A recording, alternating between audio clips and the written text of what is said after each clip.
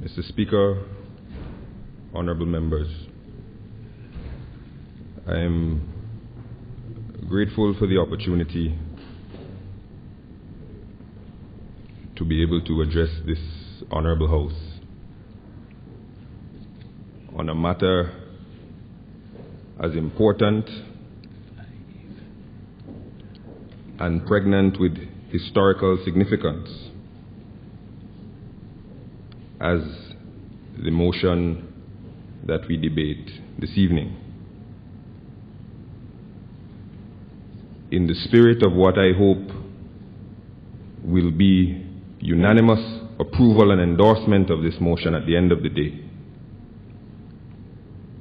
I shall only take from the honourable member of the Northern Grenadines statement that which was positive and supportive,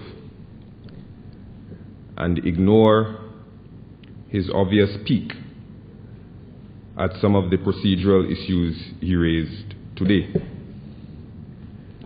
Because I believe sincerely that every member of this honourable House supports the call and the claim for reparatory justice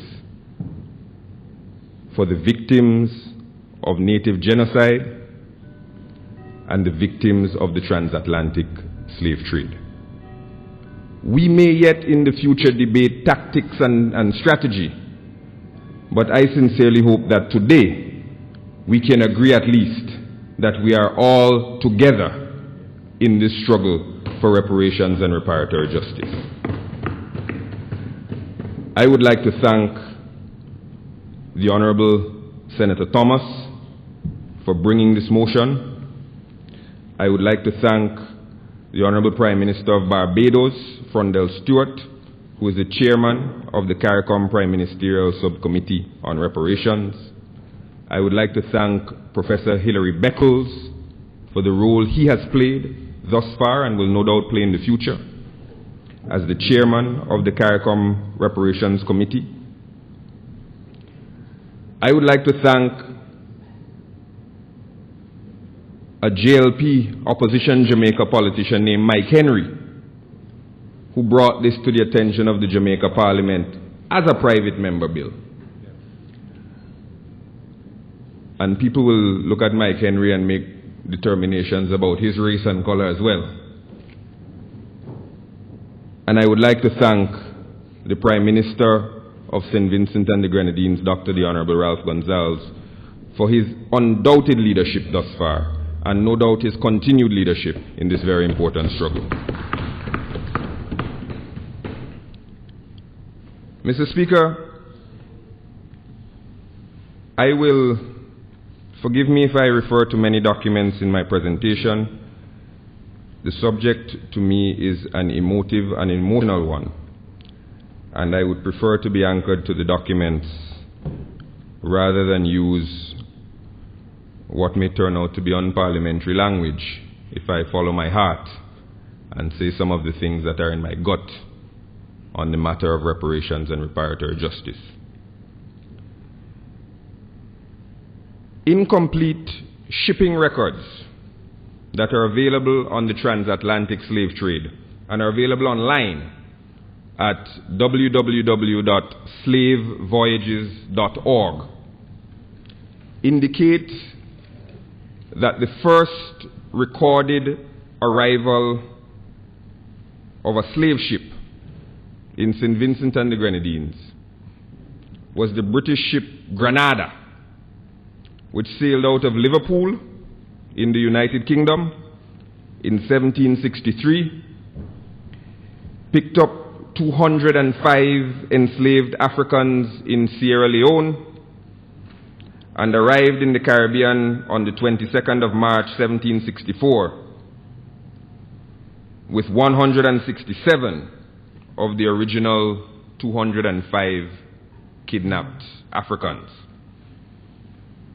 Note that St. Vincent and the Grenadines was ceded to Britain by France in 1763. But before it was ceded, the slave ship was already en route. to St. Vincent and the Grenadines. The last ship was the British brig Constance, which also originated in Liverpool, also took kidnapped Africans from Sierra Leone, and arrived in St. Vincent and the Grenadines on the 13th of February 1808 with 250 survivors of the original cargo of 273 human beings. Notice that the boat arrived after the 1807 abolition of the transatlantic slave trade. It was en route. Maybe it didn't get the news. Those same incomplete shipping records show that over those 45 years, Mr. Speaker, at least 240 ships left the west coast of Africa with enslaved Africans bound for a principal place of landing in St. Vincent and the Grenadines. Those 240 ships left various ports in Africa carrying a total of 62,176 enslaved persons. 6,614 perished en route to the Caribbean. The 55,562 persons who arrived here came from the territories in Africa that we now call Benin, Cameroon, Equatorial Guinea, Gabon, the Gambia, Ghana, Liberia, Nigeria, Senegal, Sierra Leone, and Togo. All but 2 of those 240 ships were British, while the Sabina in 1773 and the Betsy in 1775 flew the flag of the United States of America. 4 of those 240 ships, namely the Falstaff, the Wasp, the Albion, and the Cadiz Dispatch, survived slave insurrections en route to St. Vincent and the Grenadines. But I have no doubt that the revolutionary spirit that fueled those insurrections, much like the revolutionary spirit of Paramount Chief Joseph Chatoyer and the Garifuna, remains embedded in the Vincentian psyche. Of course, Mr. Speaker, these records are incomplete, and historians will tell us that many slaves, enslaved Africans, came from French territories in the north and came, no doubt, from inter-island slave commerce. But this incomplete number of over 55,000 slaves is instructive, because by 1820, the enslaved population of St. Vincent and the Grenadines was only 24,282 people. 9 years after that, on the eve of the abolition of slavery, that population had plummeted by a further 4,679 souls. Think for a second, Mr. Speaker, about the low birth rate and high mortality rate that would produce such numbers, occasioned not only by the destruction of families and the disproportionate number of male slaves, but by the brutal and savage conditions of servitude that would cut a captive population in half over a 55-year period. Let us, Mr. Speaker, consider those conditions under which our ancestors toiled in Caribbean slavery, in Vincentian slavery. Permit me to quote from an autobiographical slave narrative penned by a Vincentian-born slave named Ashton Warner. Ashton Warner died in 1831. He wrote a book called Negro Slavery, described by a Negro, being the narrative of Ashton Warner, a native of St. Vincent's. I know that I looked in the phone book this morning, I saw there were 12 Warners in the phone book. It would be interesting to know whether any of them descended from Ashton Warner. Warner's parents were slaves on the Cane Grove estate who obtained their freedom while he was an infant. But Warner himself was kept in servitude. I quote now from his own description as an enslaved Vincentian, born in St. Vincent, of the condition of slavery in St. Vincent and the Grenadines. And I quote, "As I have spoken of the condition of the field Negroes as being so much worse than that of the mechanics among whom I was ranked on the estate, I shall endeavor to describe the manner in which the field gang were worked on the Cane Grove estate. They were obliged to be in the field before 5 o'clock in the morning.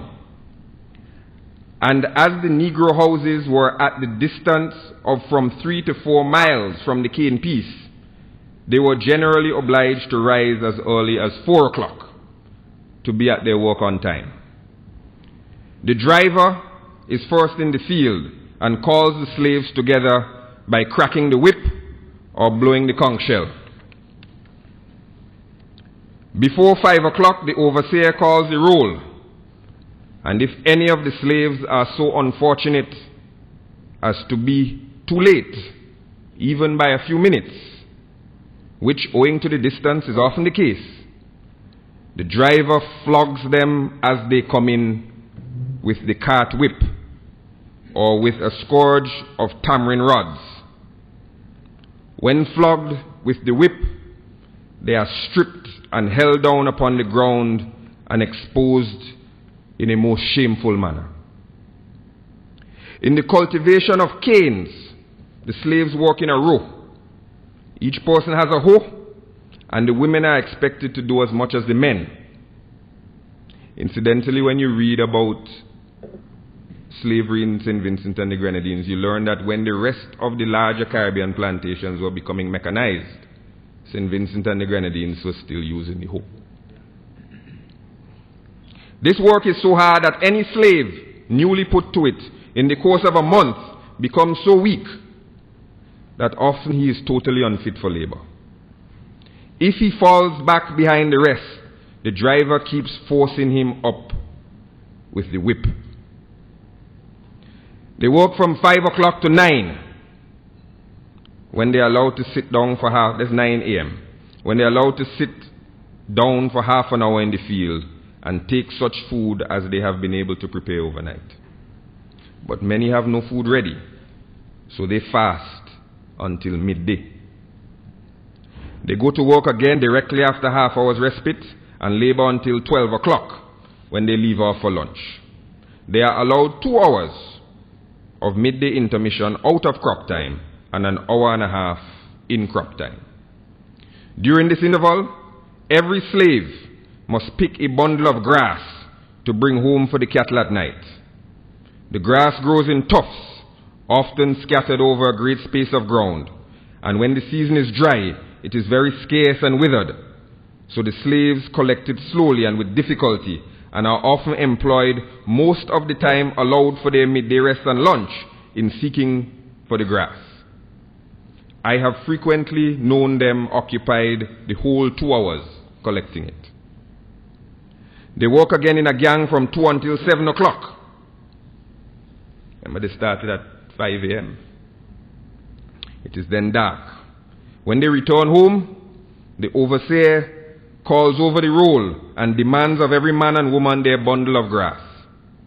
He weighs it with his hand, each bundle as it is given in, and if it be too light, the person who presents it is either instantly laid down and flogged severely with the cart whip, or is put into the stocks for the whole night. if the slave bring home no grass, they are not only put into stocks all night, but they are most severely flogged the next morning. The grass picking is a very sore grievance to the field slaves. When they are manuring the ground, the slaves are forced to carry wet manure in open baskets on their head.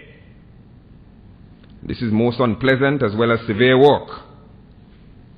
It is the usual occupation for wet weather, and the moisture from the manure drips constantly down upon the faces and over the body and clothes of the slaves. They are forced to run with the loads of wet manure on their head as fast as they can. If they flag, the driver is instantly at their heels with the cat whip. Allow me one more paragraph, Mr. Speaker. The whole gang of field slaves are divided into spells, and every man and woman able to work has not only to endure during crop time the severe daily labor, but also to work half the night also, or 3 whole nights in the week.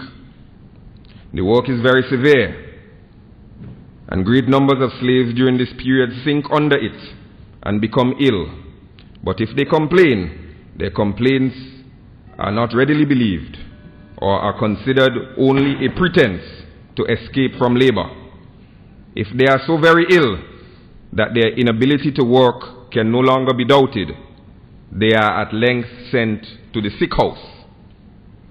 The sick house is just like a pen to keep pigs in. If you wish to keep yourself clean and decent, you cannot.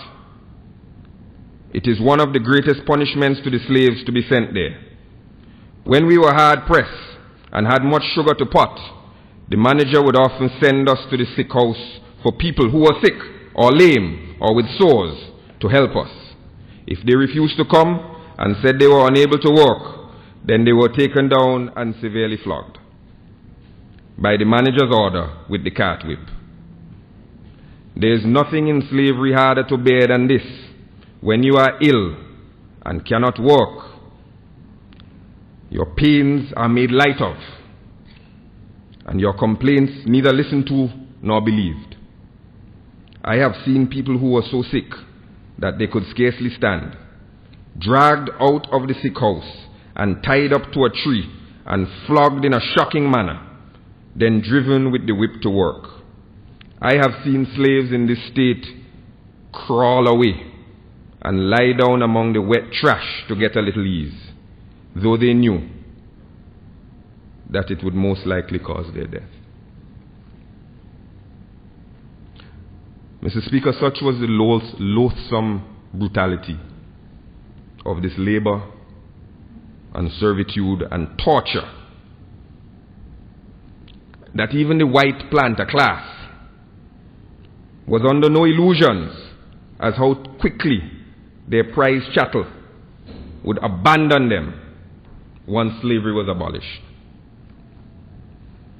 The Speaker, a predecessor of yours, Mr. Speaker, John Vincent, who would have been in this house, dispatched a very panicked missive to Sir Charles Brisbane, who was then the governor, detailing their fears about the abolition of slavery.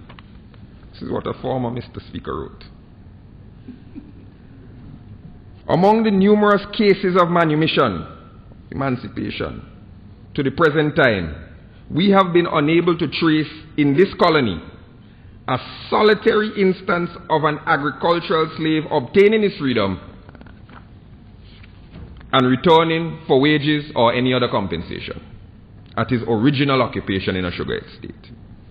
Nor do we think that any reasonable compensation in the shape of money wages would induce one of them at the present moment to return to the continuous, although not onerous labor, necessary for the manufacture of sugar. What prospect would the unfortunate planter in St. Vincent have before him but the depopulation of his once valuable estate and consequent ruin to himself and his family if these field slaves were allowed to leave the plantation?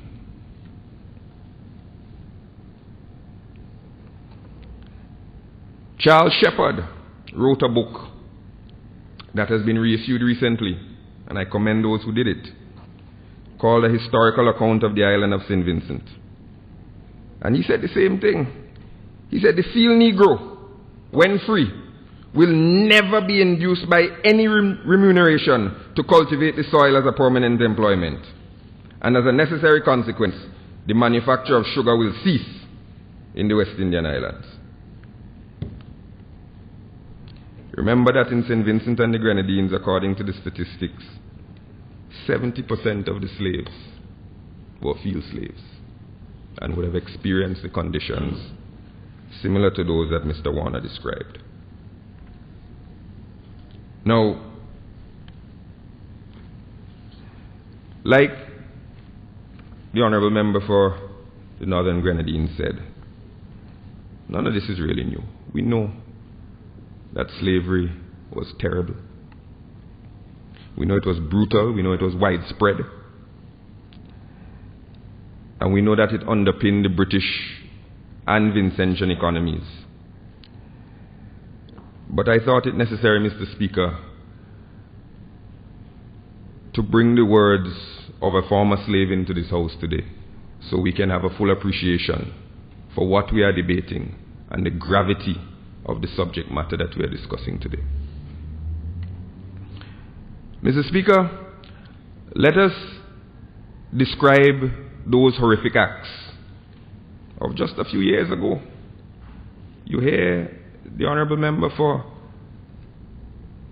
the North Windward talking about his grandmother's memories. Sometimes we come here and we congratulate people who are 100 years old, and we don't think that their parents or certainly their grandparents would have known the yoke of slavery in this country. It's not that long ago that we're talking about. But let us describe these acts not with the language of the oppressor of the time or the enslaver of the time, but with today's language of the international community.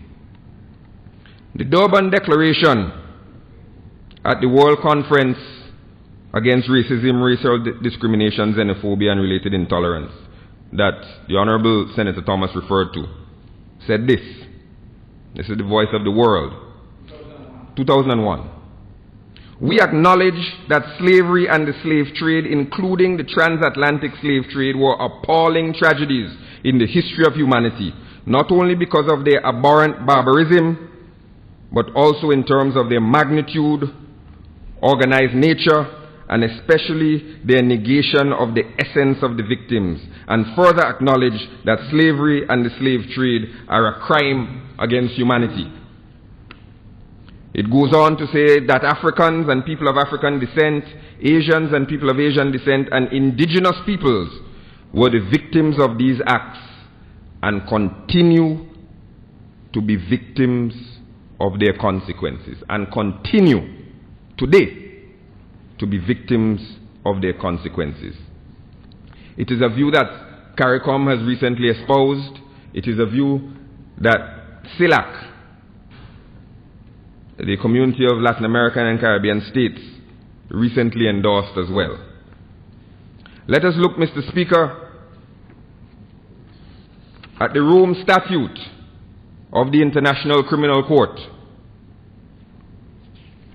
which was entered into force in 2002 and has jurisdiction over the international crimes against humanity, genocide, and war crimes. The crime of genocide means any act committed with the intent to destroy in whole or in part a national, ethnic, racial, or religious group. That's what they did in this country to the Garifuna.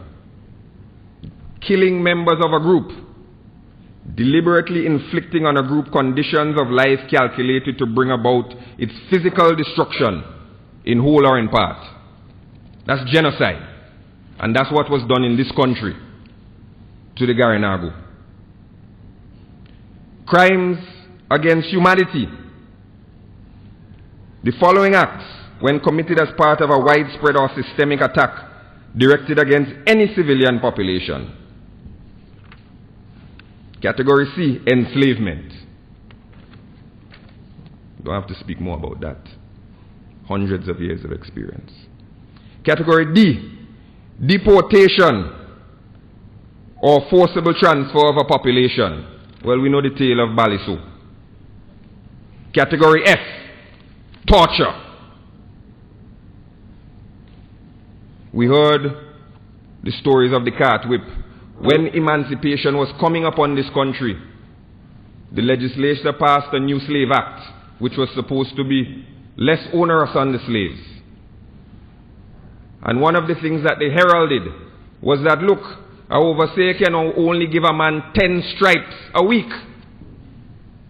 And an owner can only give a man 39 stripes with the whip per week. Well, if that's not torture, Mr. Speaker, I don't know what is.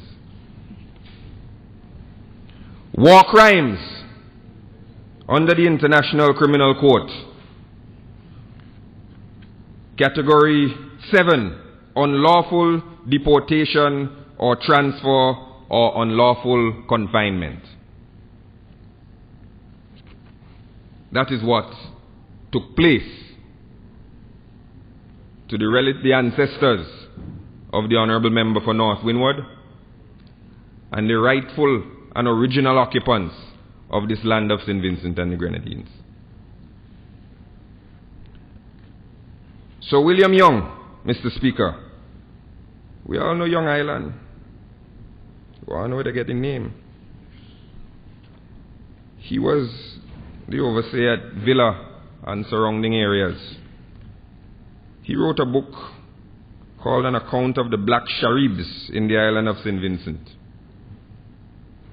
And the entire book is a justification for the deportation and exile of the Garifuna. On page 2 of the book, before you even crack the spine, he says, in the wake of the wars bravely fought by the Garifuna against the British, that the sole alternative remains that either us, the British, or the Sharibs be removed from the face of this island. That's how he starts the book. And this is how he ends it. After the wars fought by Chatoyer and his followers for their own land and their own patrimony, he says, what bold adventurer would now plant a sugarcane in St. Vincent? Or who would now hazard a wife or a child where the cruel and perfidious Sharib may prowl at pleasure? Mere regulations respecting the Sharibs can no longer be deemed effectual.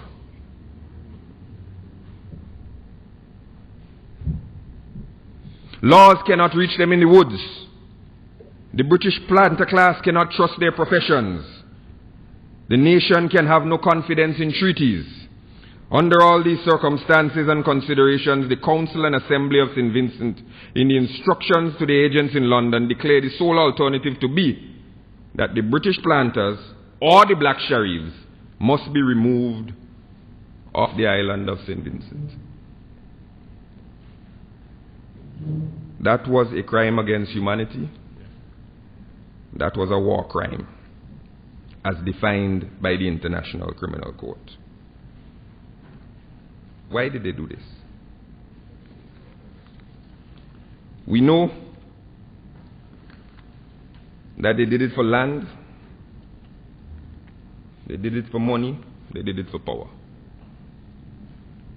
Listen to the same William Young of Young Island.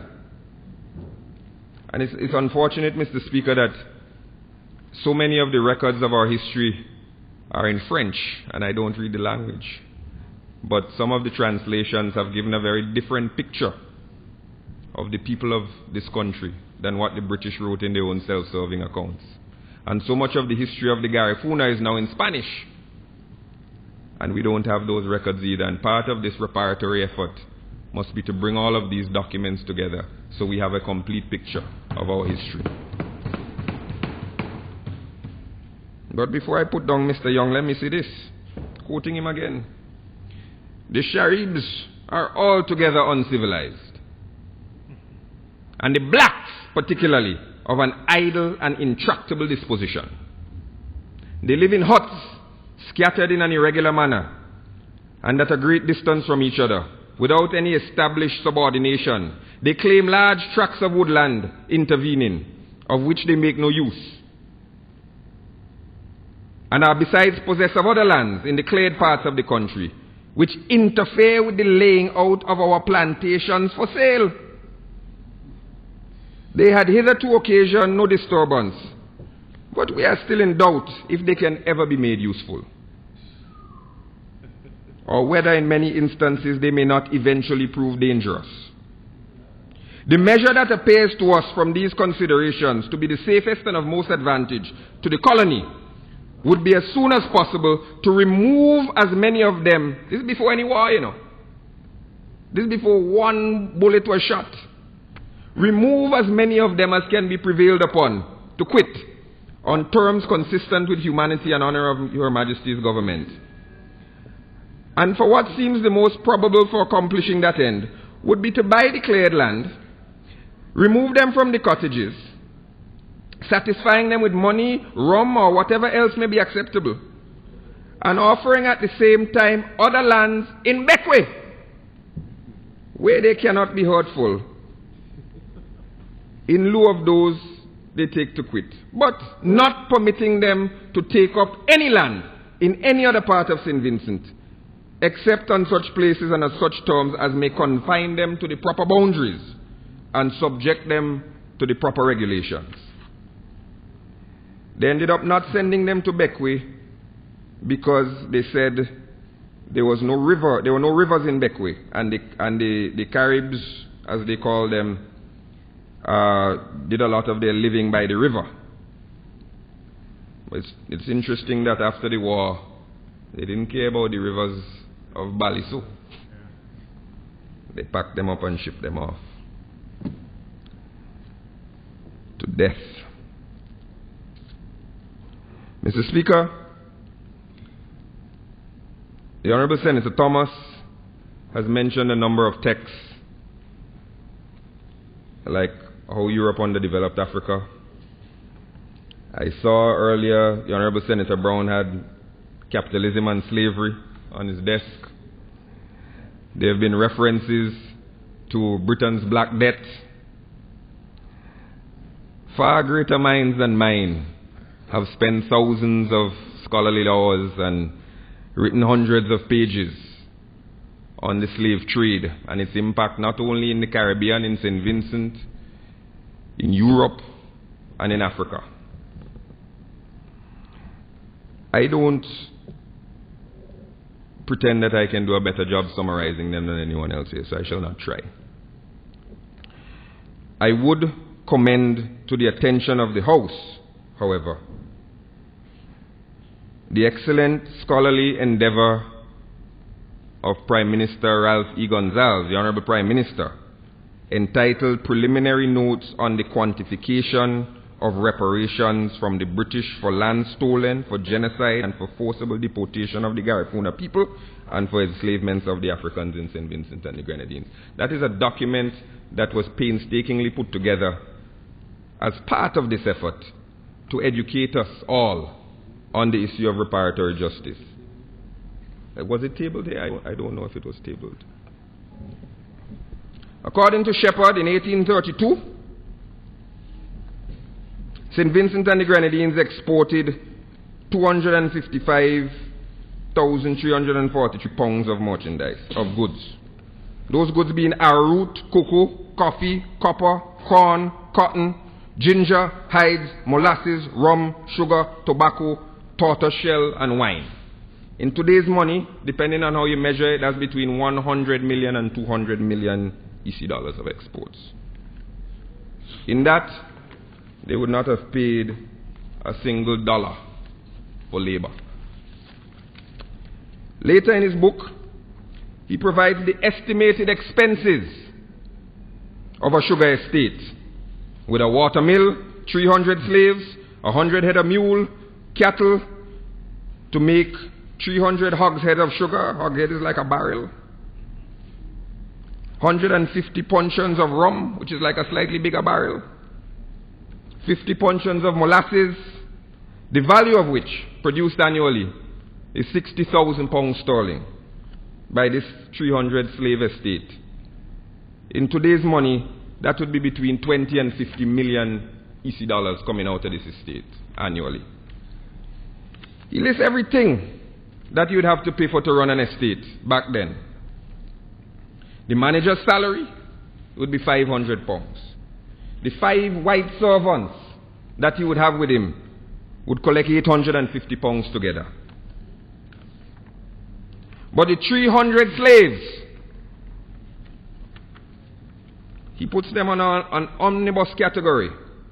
Negro clothing, medicine, wine, food, provision, oatmeal, oil, cake, saddlery, nails, holes, bills, coopers, carpenters, masons, and blacksmith tools, coals, building lime, bricks and tiles, 1,000 pounds. 5 white servants got 850 pounds. 300 Negro slaves and all the equipment, 1,000 pounds. And for that, they make 60,000 pounds. The equivalent in today's money of 20 to 50 million EC dollars.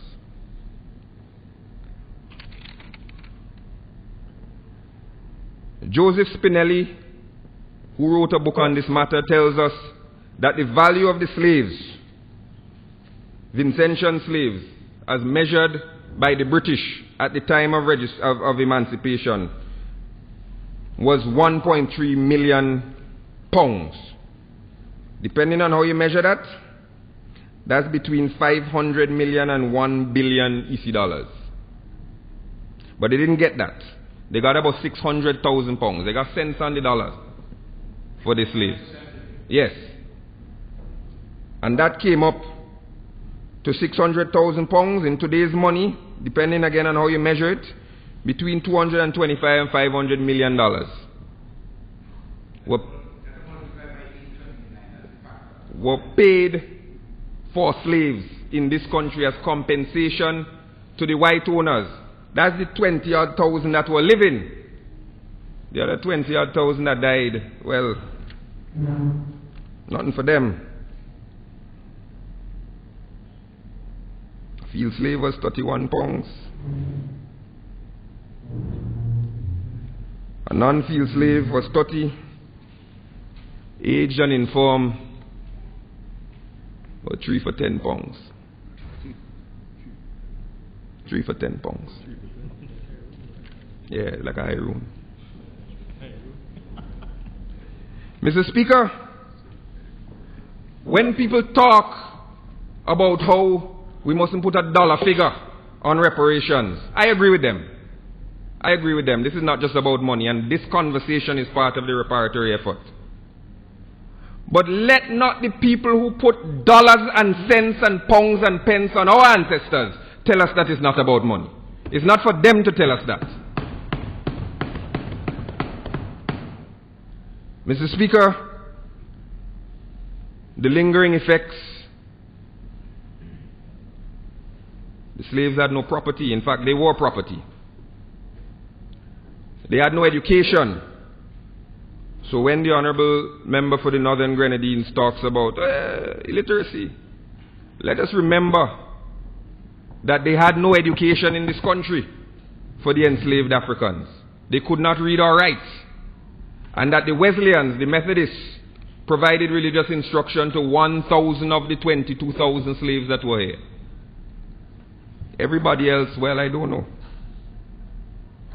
Destroyed families over 70% of the enslaved Africans were men, and marriage was illegal for much of the time of their enslavement.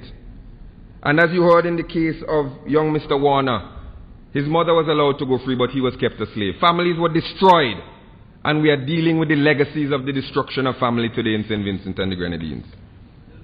You heard the Honourable Member for for North Windward talking about language and culture that was destroyed.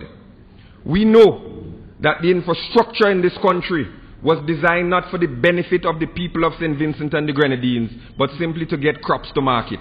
And much of what we are doing today was done in developed countries hundreds of years ago, because those governments were designing their infrastructure to benefit their people, not to benefit people in faraway countries. Mr. Speaker, we are playing catch-up developmentally. The developed world has a 400-year head start on us, occasioned in large measure by the advantages they gleaned through slavery and the slave trade. So when we talk about technology, Honourable Member for the Northern Grenadines, we're talking about ways in which we can leapfrog that 400-year gap to try to find some parity with the developed world. Because if they keep advancing and we keep advancing, we will never catch them. So we have to find ways that we can make up for this 400-year head start that they have. Education is one, which is why it's referred to. And technology is another. And there are others. And certainly, the Honourable Member is a far greater historian than I. Feel free to add, because I want us to work together on this matter.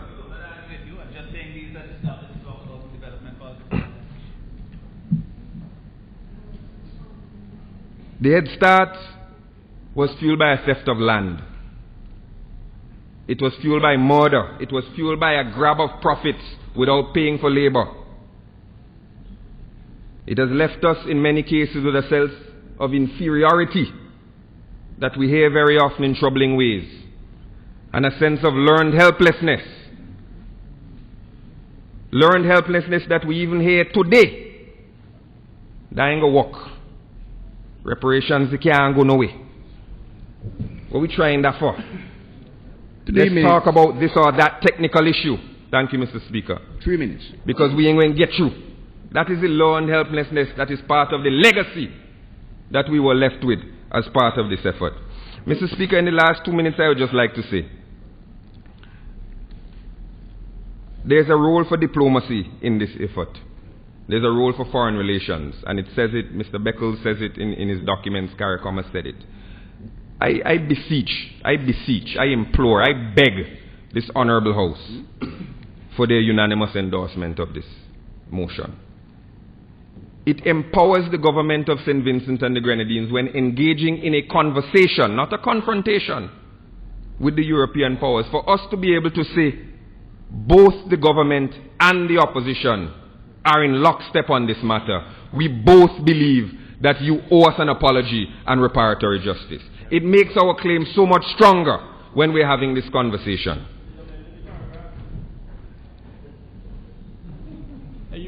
I hope that when we go forward in international fora, we can discuss these matters maturely, not only with the former enslavers, but with our friends in CARICOM and within St. Vincent and the Grenadines. Yes, there will be tactical disagreements along the way. That is in any quest. But hopefully today we can agree that the idea is a sound one. It is one that we support. It is one that we believe in. And it is one that we will follow to its completion. Mr. Speaker,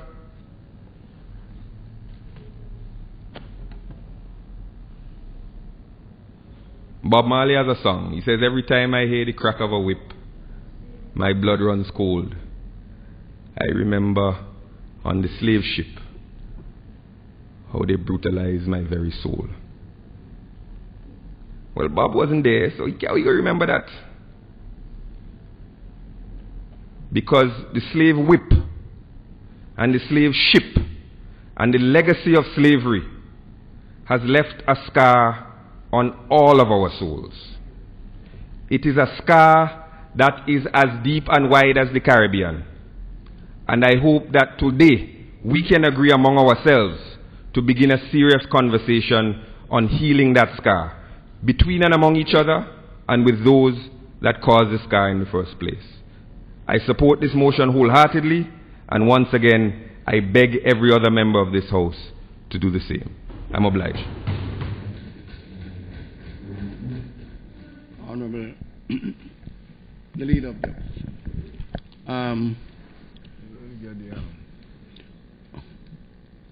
hello, we seek Sergeant at Arms, please.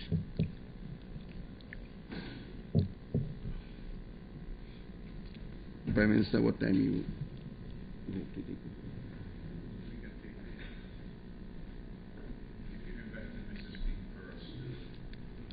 I'd actually leave the option to sit because I think the providers are here and normally don't want to think to run cold and so on. So maybe we could take the break. If you, and go into that. Mr. Speaker, if you invite me to ask for the suspension of the sit-in for members' convenience,